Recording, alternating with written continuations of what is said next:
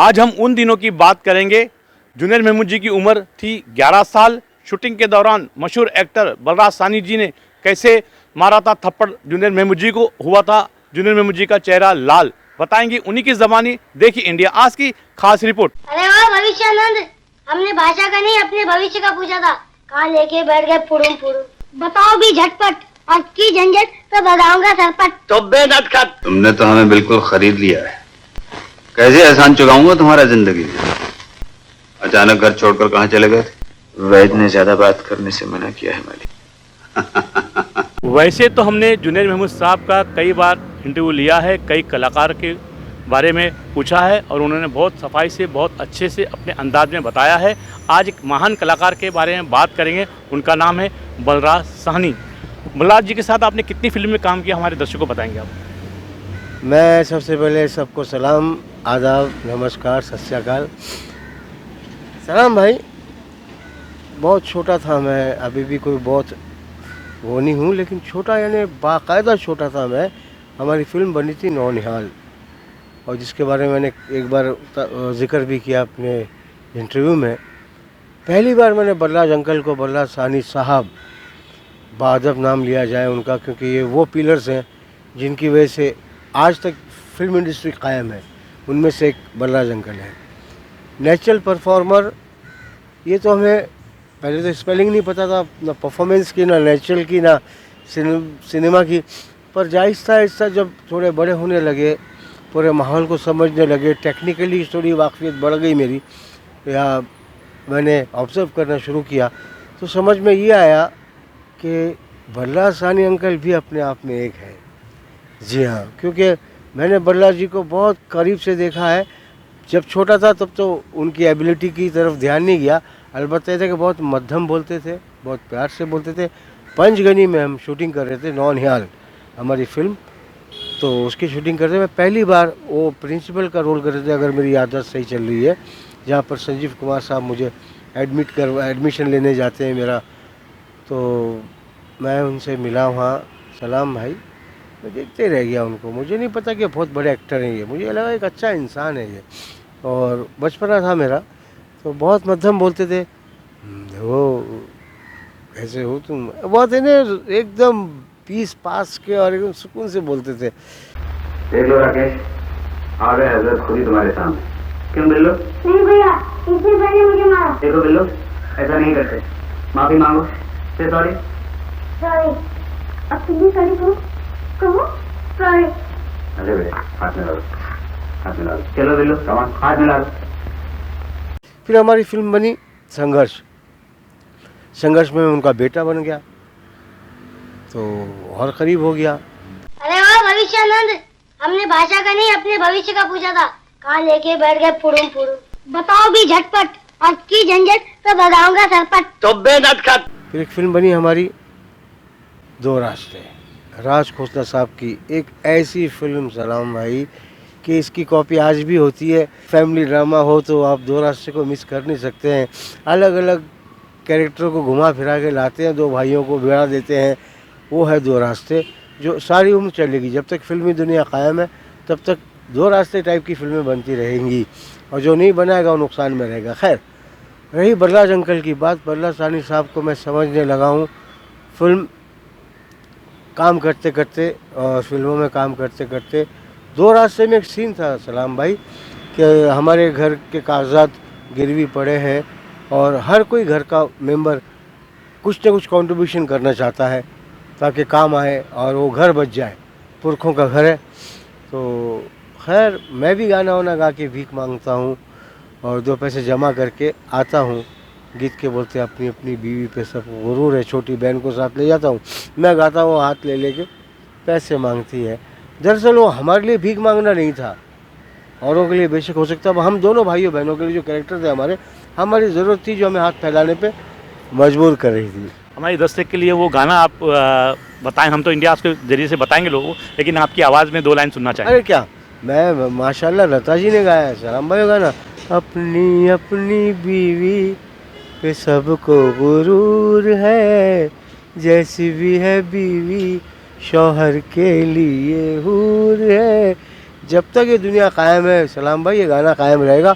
और इतनी महान हस्ती ने गाया है, जो कि अल्लाह उन्हें उम्र दे, सेहतयाब करें। बीमार हैं आप, अल्लाह ताला लता जी की दीदी को बहुत लंबी उम्र दे, बहुत जल्द सेहतयाब करे। खैर आते हैं बलराज अंकल पर। तो उस फिल्म में हम गाना गाते हैं ताकि हमारा भी इनपुट हो जाए, फैमिली में किसी तरह की कुछ मदद कर पाएँ हम। तो हमें पैसे मिल जाते हैं, ला के मैं अपने बाप को ही देता हूँ, मैंने बलराज साहब को ला के देता हूँ मैं। उन्होंने कहा, वो कहते कि ये पैसे तुझे कहाँ से मिले? तो मैंने कहा कुछ नहीं, मैंने गाना गाया, लोगों को पसंद आया और लोगों ने दे दिए पैसे। तो कहते तेरा मतलब है कि तुमने भीख मांगी? सलाम भाई चांटा मारते हैं मुझे, और खुदा की कसम हमारे दौर में मैं क्या बताऊँ कितने नेचुरल परफॉर्मेंसेस होते थे। मुझे वो पठानी हाथ छोटे से गाल पे लगा, आंखों के सामने अंधेरा छा गया, 3-4 रिटेक हुए थे उसके।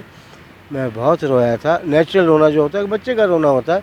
और मुझे बलराज अंकल विलन से कम नहीं दिखने लगे उस दिन से, बच्चे की जो थिंकिंग होती है। खैर मुख्तसर ये कि उन्होंने राजकोता साहब को बोला, मैं चुप नहीं हो रहा था। मुख्तसर ये उन्होंने कहा ठीक है भाई उसको तो मेरे कमरे में आए, बलराज साहनी साहब मेरे कमरे में आए।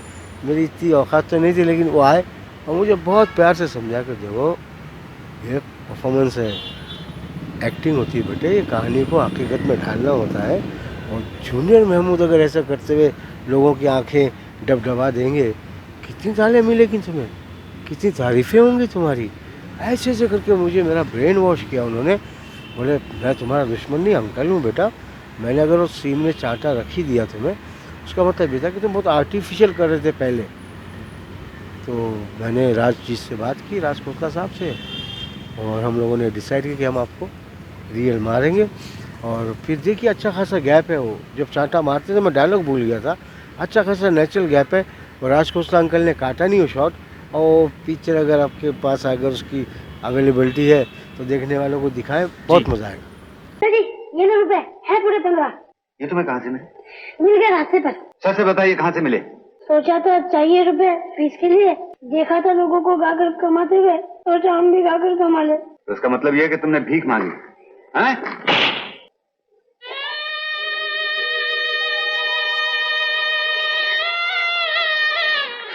इस घर को क्या हो गया?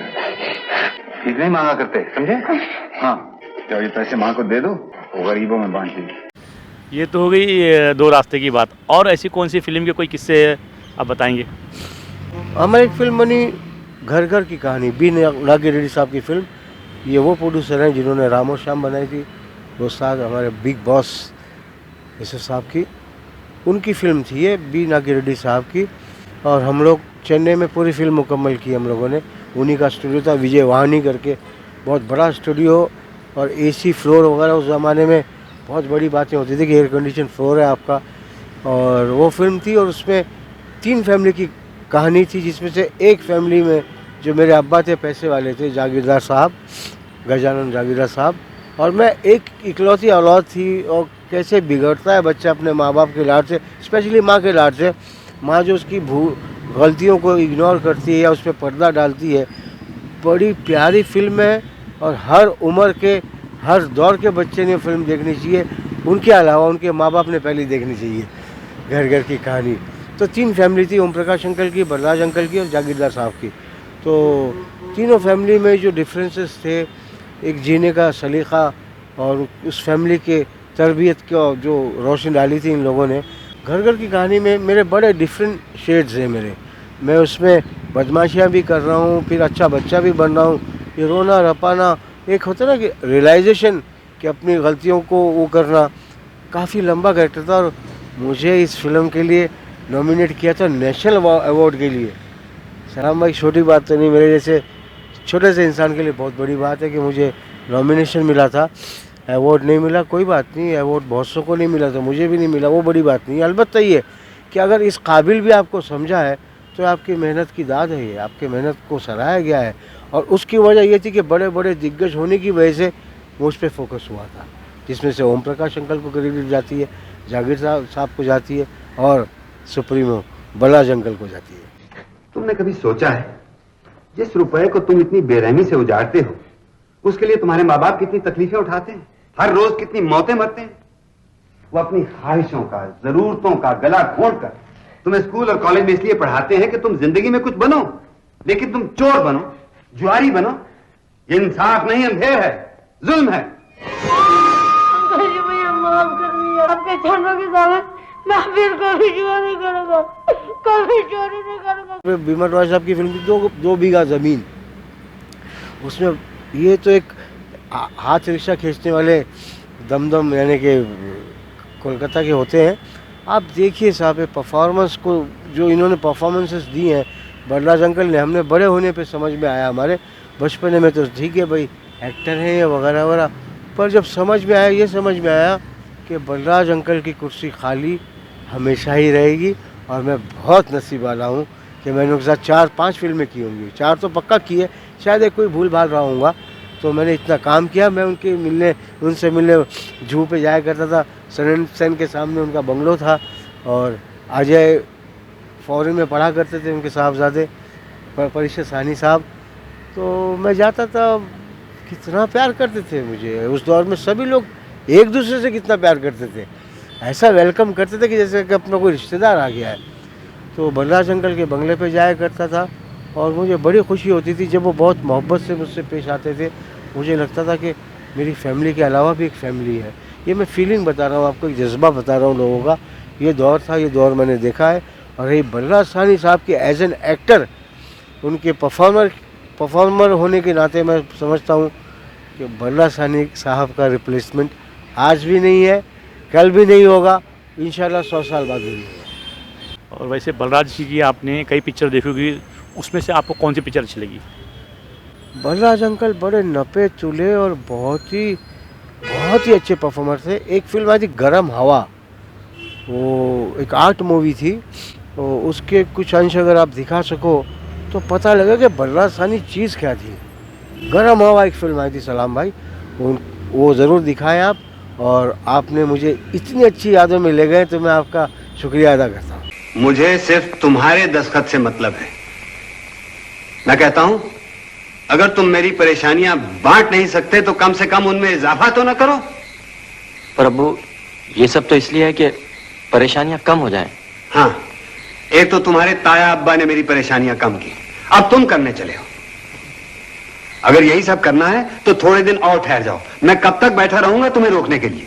एक पिक्चर और थी जिसका नाम लेना चाहूँगा, वक्त पिक्चर, उस बारे में कुछ रोशन डालें। वक्त में एक रईस घमंडी बाप होता है जिसको पैसे का गुरूर होता है, फिर अचानक कुदरत की मार से वो गुरूर कैसे टूटता है, उसके बाद में उनका घर कैसे बिखर जाता है, फिर बाद में बच्चों को अलग अलग कैसे ये पाते हैं। सलाम भाई, सलाम है इन लोगों को, लिखने वालों को, परफॉर्मेंस करने वालों को, और ख़ुसूसन बलराज अंकल को, कि वो जो 3-4 पहलू वो लेके आए हैं, और एंड में जब इकट्ठे हो जाते हैं और राजकुमार साहब जुमला बोलते हैं कि फिर से हम अपना केदारनाथ की फैमिली को फिर रोकते हैं, बोले नहीं, बड़े बोल नहीं बोलते हैं। सलाम भाई, एक सबक है, वो फिल्म एक भुलाई नहीं जाएगी। बलराज अंकल की परफॉर्मेंस वक्त में one of the best performance. ये तो कुछ भी नहीं पिताजी, आगे आगे देखिए हम तीनों भाई से क्या आलीशान चीज बनाते हैं, सारे शहर पे अपना राज होगा। नहीं नहीं बेटा, ऐसा न कहे। मैंने भी एक बार यही बात कही थी। वक्त ने तमाचा मारा मेरे मुंह पे, सारे परिवार को तिनका तिनका करके बखेर दिया। आज हम सबको फिर मिला दिया है। क्यों? ये बताने के लिए कि वक्त ही सब कुछ है। वक्त ही बनाता है और वक्त ही बिगाड़ता है। एक पिक्चर और थी जिसमें जितेंद्र साहब थे, 2 बैल की कहानी थी, और वो डायरेक्टर रहते हैं। मेरे हमसफर मेरे दोस्त की फिल्म थी, और दुलाल गुहा साहब बहुत बड़े डायरेक्टर थे जिन्होंने दुश्मन डायरेक्ट की थी, उनकी फिल्म थी। बलराज जी मैच्योर परफॉर्मेंस है, वो परफॉर्मेंस उनका बहुत बड़ा मैच्योर परफॉर्मेंस था। और जहाँ तक आप बलराज साहनी को अकेले लेके चलेंगे तो बलराज साहनी साहब अकेले ही दिखेंगे आपको, उनकी बराबरी कोई कर नहीं सकता। करना, मैं तुम्हारे लिए एक तोहफा लाया, वो देखो। बैल? देख राजू, अशोक बाबा हमारे लिए एक जोड़ी बैल लाए हैं।